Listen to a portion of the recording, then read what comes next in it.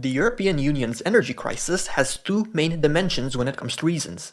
One, issues outside the EU's control, for example shocks such as the pandemic and the war in Ukraine, and two, energy policy mistakes, for example Germany's head-scratcher policy of abandoning nuclear energy.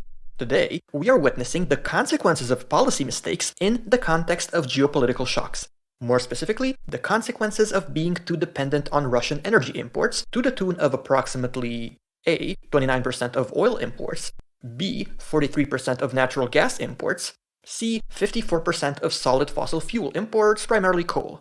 Those are the numbers according to Eurostat, and there's good and bad news at this point. The good news is that 1. It goes both ways, with Russia also being dependent on the EU as an energy customer, especially problematic when it comes to natural gas, which Russia sends mainly via pipelines. Thus, it can't simply export everything to Asia instead, because the infrastructure doesn't exist and takes a long time to build.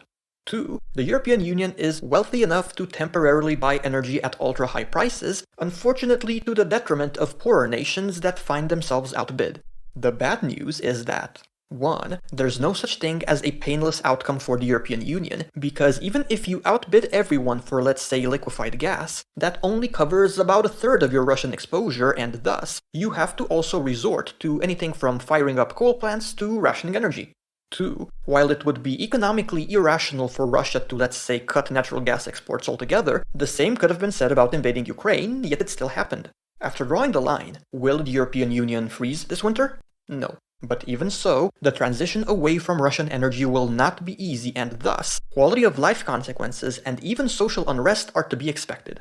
Bitter but necessary geopolitical medicine, if you will, medicine that will force the EU to do what it should have done many years ago.